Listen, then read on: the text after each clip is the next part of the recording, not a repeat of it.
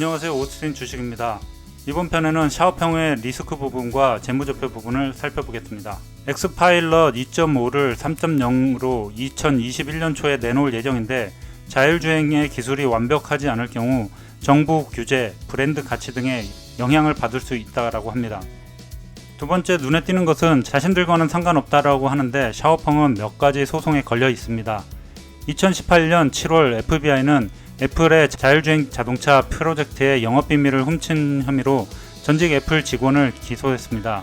직원은 체포되기 전에 샤오펑에서 일하기 위해서 애플에서 직장을 그만두었고 소송이 진행 중입니다.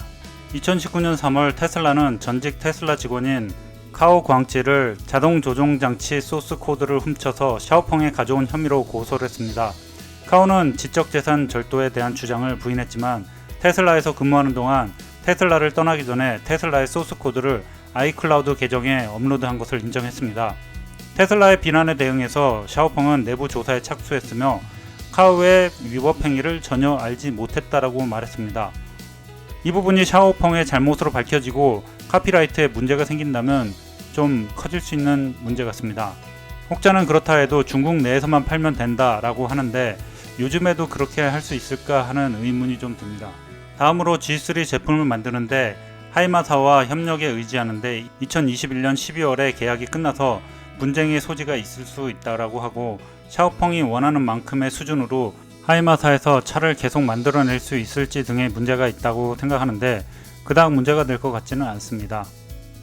플랫폼을 보면 두 개의 베이스로 각각 G3, P7의 이름으로 데이비드 에드워드 플랫폼으로 이름을 지었고, 보시는 바와 같이 차체 거리가 2.8m, 3.1m로 다릅니다. 바닥에는 테슬라처럼 전체가 배터리를 까는 게 아니고 왼쪽만 깔게 되었는데 왠지 테슬라의 구조가 훨씬 좋아 보입니다. 재무제표를 보겠습니다. 중국 위안화로 되어 있는데 다행히 미국 달러도 넣어놨습니다. 작년이 3,500억 정도의 매출이고 올해 6개월 동안은 1,700억 가량의 매출이 있었고, 작년 매출 손실은 800억이 조금 넘고 올해는 토탈 코스트를 좀 줄여서 60억 정도로 상당히 많이 줄었습니다. 이 부분도 놀라운 숫자로 보입니다. 그래도 오퍼레이팅 비용을 포함하면 2019년 5천억 정도의 적자, 올해 반기까지 2,400억 정도의 적자를 보였습니다. 올해도 적자 폭이 줄어들 것으로는 보이지 않습니다. 차량 매출이 증가를 많이 해야만 수익 구조가 맞을 것으로 보이는데 이건 모든 전기차 회사의 동일한 상황입니다. 밸런스 시트를 보면 자본 대비 부채 비율이 200%로 그리 좋은 상태로 보이지는 않습니다. 3억 정도의 주식수가 미국 상장으로 9억대로 3배가 늘은 것이 눈에 띕니다. 캐시플로우를 보면 오퍼레이팅 부분에서 2019년 마이너스 500밀리언, 2020년 171밀리언입니다. 인베스팅 부분에서는 2018년 3.6빌리언의 지출이 있었는데 2019년에는 플러스로 나오는 게 좀 이상하는데 자료에는 별 내용이 없습니다. 2020년 23밀리언을 투자한 것으로 나옵니다. 파이낸싱 부분으로는 508밀리언을 빌렸고 2020년에는 123밀리언을 빌렸습니다. 마켓 예상을 보면 2025년까지 계속 성장세가 더 커질 것으로 예상하고 2023년에 차량 증가가 10%를 넘어서서 2025년에는 4.2밀리언에 이를 것으로 예상을 하고 전기차 부분에서 10%를 가져갈 것으로 생각합니다. 이 그래프로 본다면 굉장히 낙관적으로 보는 것 같은데 향후에 어떻게 될지 확인해야 될 부분으로 보입니다. 최근 3분기 결과 발표로 급등을 해왔는데 그 내용을 보겠습니다.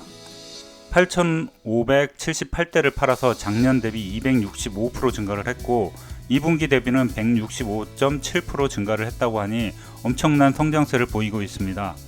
P7 차량 중 98%가 엑스파일럿 2.5나 3.0을 탑재를 하고 있습니다. 9월 말 현재 샤오펑은 슈퍼 차징 스테이션을 135개로 늘리고 50개 도시를 커버를 하고 있습니다.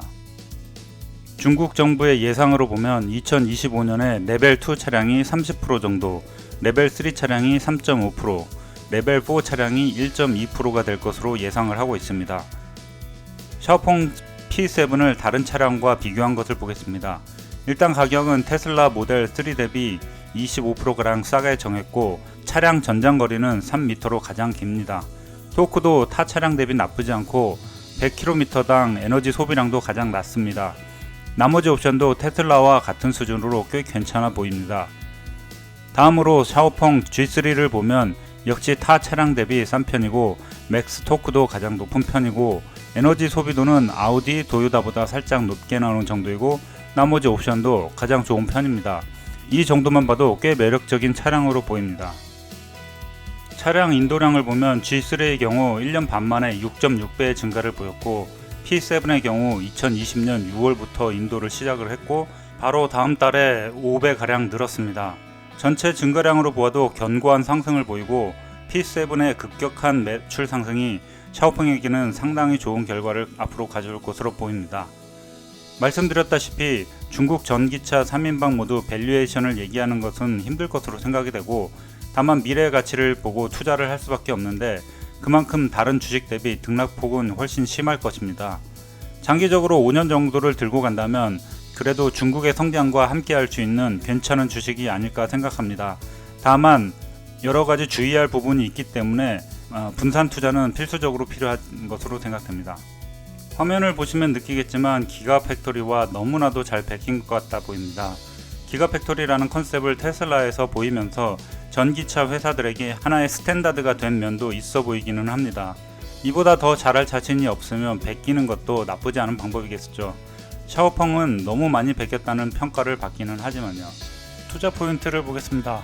투자 포인트는 총 점수 3.5점을 주었습니다. 성장성을 보면 별 5을 주었고 G3 6분기의 매출이 6.6배 증가를 하였고 P7 매출이 2달 만에 5배 증가를 하였습니다. 안정성은 별 3을 주었고 상장으로 1조 3천억 원의 돈이 들어왔으며 부채 비율이 200%입니다. 리스크 부분은 별 3을 주었고 알리바바의 지원이 강하다는 점, 전기차의 경쟁이 심하다는 점을 예를 들었습니다. 가격 지표를 보면 별 3을 주었고 PBR은 15.45배, PSR은 85.97배로 상당히 높은 편입니다. 경쟁 우위로는 별 3을 주었습니다.